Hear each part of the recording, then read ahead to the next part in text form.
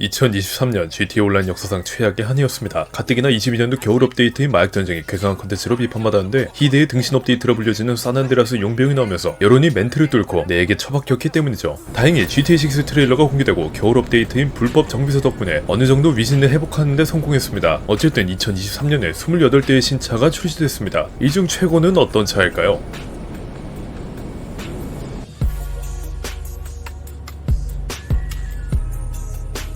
10위는 이름 한번 이상합니다. 그로티 이탈리 GTO 스팅거 TT입니다. 맨날 슈퍼카를 스포츠카로 서류 조작하는 게 취미인 그로티에서 이번엔 나름 스포츠카다운 스포츠카를 내놓았습니다. 그 증거로 스팅거 TT 운동신경은 다소 처참한데요. 엔진음은 이탈리 RSX와 GTO보다 약하며 브레이크가 등신이라 코너에서는 질질 밀리는 경우가 허다하며 뒷그립도 방정맞아서 커브길 하나하나 카운터 스티어링은 필수입니다. 모퉁이 하나 돌 때마다 전완근의 피로가 심히 누적되는 기분이죠. 그동안 있던 이탈리 듀오가 사기적인 성능으로 스포츠카 원탑에 자리한 반면 스팅거 TT는 조신하게 중상위권에 머물며 이탈리라는 이름에 먹칠을 했습니다. 대병신 차인 것 같은데 이게 왜 10등인가요?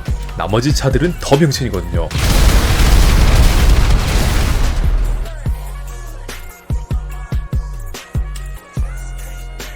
9위는 버팔로 EBX입니다. 전기차 머슬카. 어찌 보면 물과 기름처럼 철천지 원수 상극인 두 자동차를 강제로 임신교배시켜버린 물건입니다. 그런데 결과물이 의외로 나쁘지 않은데요. 외형은 임포트 듀크에서 영감받은 클래식한 디자인을 현대적으로 잘 재해석해 마치 BMW처럼 LED로 써놓은 에어벤트가 인상적이며 전기차 특유의 강력한 토크 덕택에 드래그 성능은 괜찮게 나왔습니다. 코일 사이클러처럼 버르장머리 없이 그립을 잃지도 않아 도심주행용으로는 제격이죠. 머슬카 전체로 놓고 봐도 괜찮은 성능을 뽐내고 있습니다. 거기다 이만희 테크도 얹을 수 있으니 공개 세션이 여행하기에도 적절한 자동차죠. 근데 그냥 이거 살 바엔 버팔로 STX가 더 싸고 더 빠른 데다 더 많은 디지털을 가지고 있고 더 많은 개정 목도안 가지고 있고 더 다부진 몸매를 가지고 있고 무엇보다 더 우렁차입니다.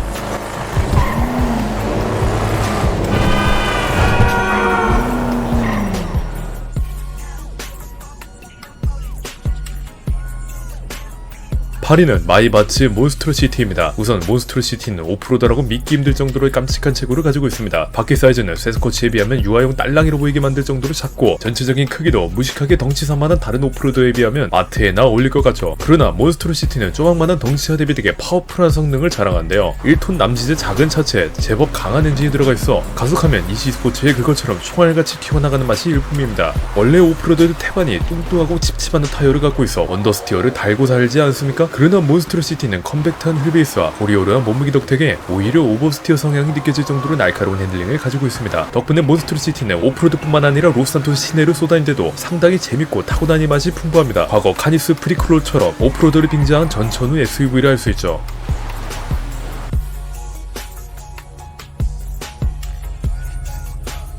7위는 파톰 FR36입니다. 진즉 파선에 직원들 90%가량을 해고시킨 줄만 알았던 파톰이 10년의 공백 끝에 드디어 신차를 출시했습니다. 누가 보면 렉서스 LFA라도 만드는 줄 알겠지만 정작 출시한 건 그냥 차 모임에 가면 너덧대는 보이는 흔한 일제 양카입니다. 놀랍게도 쿠페 클래스에서 상주 중인데요. 락스타는 그간 세단 그리고 쿠페 클래스를 거진 황성 예터마냥 유기한 지 오래라 쿠페 클래스의 최강자를 해봤자 시민차인 센티넬, 프레비온이 전부였습니다. 그런 와중에 호련히 등장한 FR36. 솔직히 스포츠카였으면 중위권에서 놀고 먹을 만한 성능이었지만 클래스 배정 한번 잘 받는 덕택에 쿠페 클래스에서 최강자의 자리를 차지하는 데 성공했습니다. 쿠페치곤 과분한 엔진임에 쿠페치곤 말 잘 되는 핸들링, 쿠페치곤 강력한 브레이크까지 여태 나온 쿠페 차량들 중 가장 빠르다는 건 틀림없는 사실입니다. 추가로 FR36의 고질병 같은 언더스티어가 마음에 안 들면 약 20만 달러로 성격을 완전히 바꿔버릴 수 있는데요. 조신하던 시절을 뒤로 하고 오로지 옆으로만 전진하는 해닝 타락 갸루가 되어버립니다.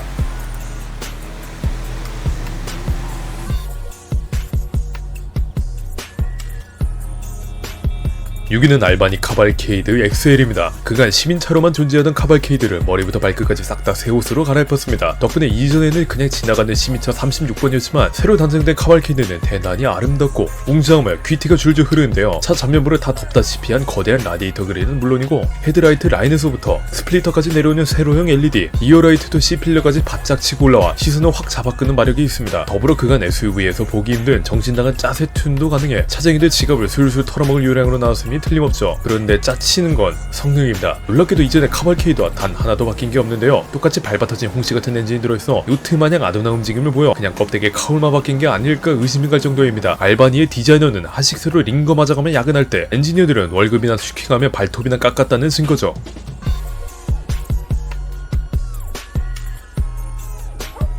5위는 카니스 터미너스입니다. 지난 10년간 신나게 오르던 메사의 후임으로 D클래스 드라구르에게 빼앗긴 오프로드의 왕좌를 되찾기 위한 카니스의 야심작입니다. 마치 카마초와 메사를 한방에 합사시킨 듯한 생김새가 인상적인데요. 얼핏 마스크로 보면 라이트에 LED를 한 바가지 부어나 도의적이라고 느낄 수도 있겠지만 도에 노출된 힌지, 스페어 타이어로 보면 알 수 있듯 나머지 요소는 오히려 바비드 윙키에 가까울 정도로 구닥다리입니다. 또 거대한 휠, 두툼하고 불쑥 나와있는 팬더는 이 차가 대단히 마초 같다는 것을 시사하죠. 이러한 외형처럼 오프로드 능력도 죽여줍니다. 드라구르가 떠오르는 놀라운 엔진임을 갖춤과 동시에 서스펜션이 프리크롤러나 샌드킹처럼 몰캉몰캉하지 않고 장수 돌침대 마냥 적당하게 딱딱해서 각종 돌덩어리들은 편안히 흡수함과 동시에 다음 코너에 대비해 재빨리 몸을 회전할 수 있습니다. 게다가 이 차는 10만원에 일자무식 침팬지 같은 차가 아니라 이마니 테크도 얹어놓을 수 있으니 보기보다 똘똘한 자동차죠. 다만 주 경쟁 상대인 드라구르와 비교하면 가격이 살짝 아쉽습니다. 기본가는 비슷하지만 드라구르는 할인가가 존재해 할인가를 기준으로 한다면 터미너스가 약 40만 달러 정도 비쌉니다.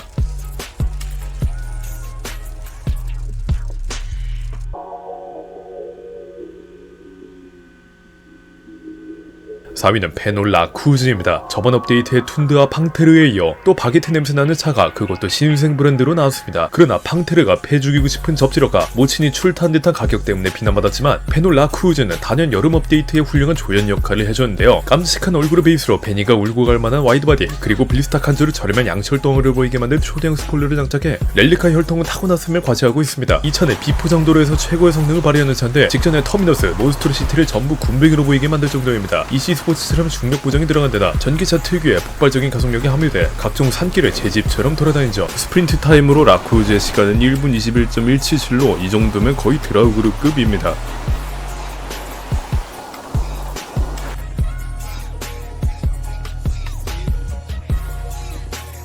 3위는 그로티 투리스모 오마조입니다. 이탈리 GTO 스팅거 TT가 다소 맛없는 에피타이저라 실망한 그로티 팬들을 위해 락스타는 근 6개월 만에 다시 역대급으로 감칠맛이 풍부한 메인 디쉬를 내놓았습니다. 스팅거 TT가 6.5세대 아반떼라면 투리스모 오마조는 7세대 아반떼랑 같다고 할 수 있어 외형은 설명이 무의미할 정도로 아름다운 데다 가속력은 그로티답게 옆에 태운 창부를 깜짝 놀래킨 만큼 빠르고 코너링이 이탈리아 RSX나 이탈리 GTO처럼 싹바가지 없지도 않아 운전하기도 편합니다. 엇가를 좀 하자면 사제율에 달면 휠 사이즈가 조금 작아진다는 것 그리고 가벼운 스포일러가 없고 도어가 일반 도어라는 점뿐입니다. 그것 말고 투리스모 오마조의 단점은 없습니다. 이런 슈퍼카는 페가시 이그너스 이후로 정말 오랜만입니다. 여다음으로 이 차는 스포일러 개조 여부가 상능에 큰 영향을 미치니 영 불성사납지만 스포일러의 카본 칠이라도 하시길 바랍니다.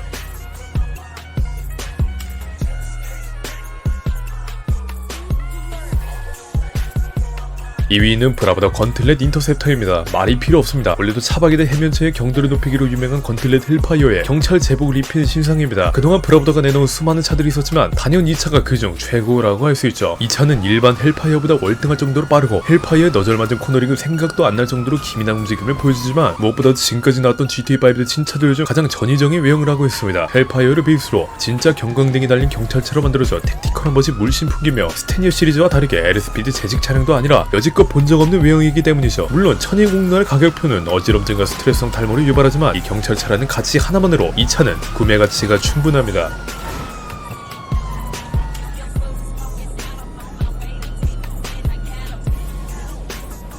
이른데 다들 예상했겠지만 맨마우드 F160 라이즈입니다. 아시다시피 지난 여름 업데이트가 그토록 욕을 바가지로 먹은 건 상점 차량 190대 삭제라는 개병신 패치도 있지만 새로 나온 어벤져 임무가 너무 쓰레기 같다는 것도 한몫했습니다. 보상도 쥐꼬리만 하고 재미도 감동도 없고 일락책 임무도 아니라 접근성도 최악이었죠. 심지어 이 임무에는 별다른 컨텐츠를 할 것도 없어 사단대로서 용병 업데이트는 압도적인 득표율로 GTA 온라인 최악의 업데이트로 당선됐습니다. 그런 와중에 F160 라이즈가 나왔습니다. 이제까지 나온 모든 비행체보다 빠르고 이제까지 나온 모든 비행체보다 다재다능하며 이제까지 나온 모든 비행체들 중 가장 멋있는 녀석이죠. 수직이 착륙, 폭발성 인제 스텔스 기능 그리고 360km의 초고속도 라이즈는 단연 완벽했습니다. 어느 정도냐면 이 라이즈마저 없거나 조금이라도 성능이 쓰레기였다? 아마 GTA 온라인 유저들이 단체로 폭탄조끼를 메고 락스타 본사에 강습 돌파했을 겁니다. 유저들이 꿈꾼 여름 업데이트의 모든 기대와 설레임들이 모두 이 비행기 하나에 녹아있다고 할 수 있죠. 그러니까 라이즈는 2023년 여름 업데이트를 지배했을 뿐만 아니라 여름 업데이트 그 자체였습니다.